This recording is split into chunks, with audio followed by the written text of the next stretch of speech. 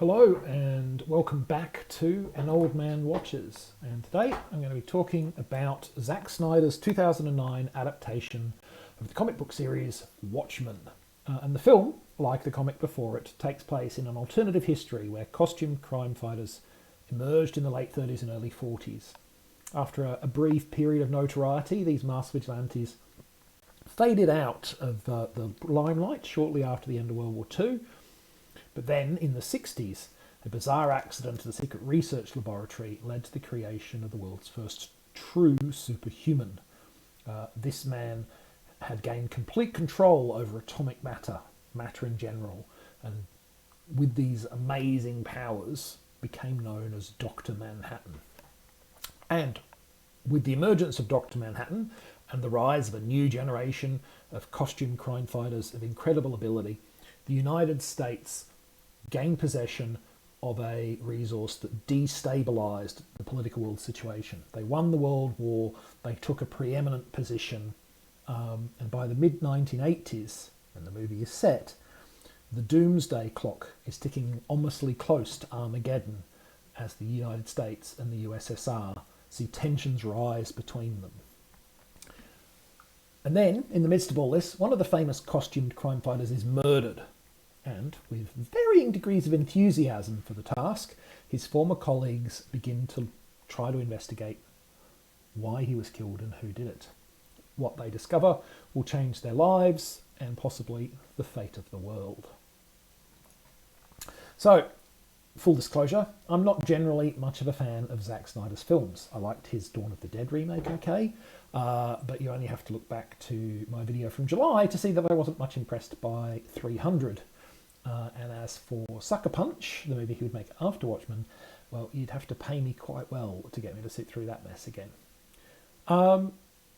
So, even though I had not yet experienced Sucker Punch, I had concerns about Watchmen when I went to see it at the cinema. And to my pleasant surprise, however, I quite enjoyed it and felt that its positives outweighed its negatives.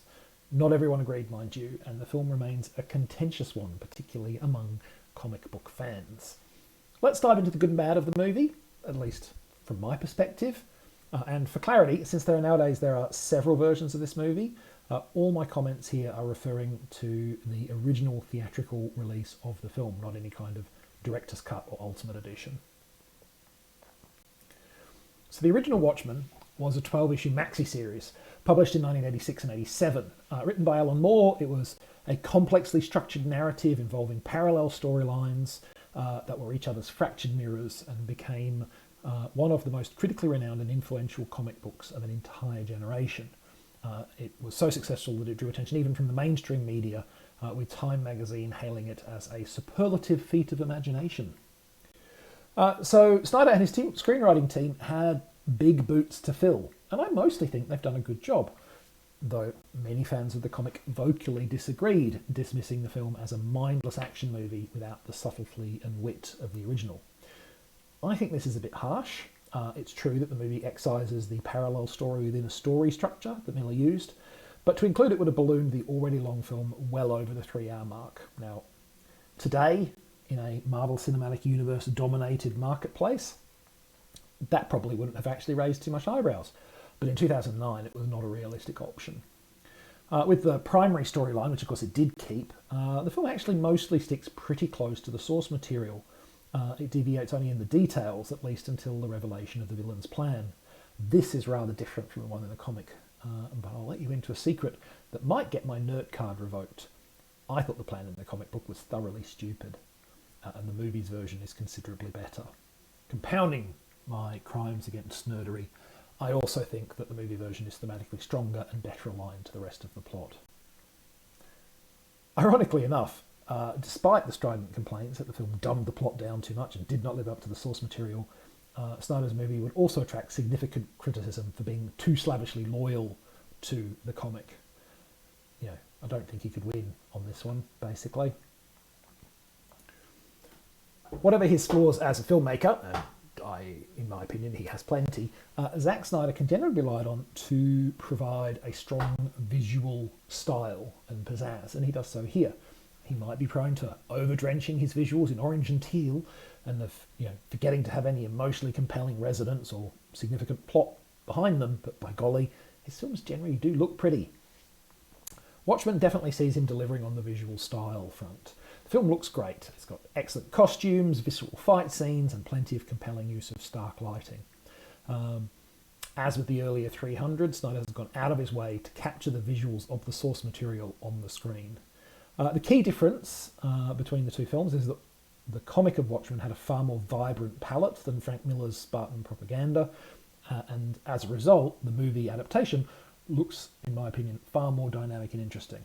It's a shame that later Snyder movies seem to have reverted to a much more subdued palette once more. Now, one of the major characters of Watchmen, perhaps the most important one, in fact, in many ways, is the violent vigilante Rorschach. I honestly think that casting the right person for this role and getting the right performance from them has to be one of the top priorities of any attempt to adapt Watchmen. And on that front, Snyder and his team did an excellent job. Jackie Earle Haley is amazing as the unhinged, dysfunctional, but in his own strange and deviated way, deeply principled Rorschach. Now, to be clear, the rest of the cast are also solid. I'm not at all saying that he's the only good performance here. All the performances are good. It's just that in the movie, as in the comic book, the voices of those characters are not as loud in the narrative as Rorschach's. And getting Rorschach right is therefore really, really important, and they did that. So ultimately, I think that this movie is a flawed but deeply sincere attempt to transition the renowned comic book to the big screen. And despite its wrinkles and occasional failures, I'm glad I saw it, and I can see myself watching it again. There's good stuff in here, at least as much as there is bad. Next time, another movie that ultimately comes from a comic book, the animated 2007 offering about those four heroes in a half shell, Leonardo, Michelangelo, Donatello and Raphael, TMNT, or the Teenage Mutant Ninja Turtles. But that's next time. Until then, thanks for watching this video, and I hope you enjoyed it.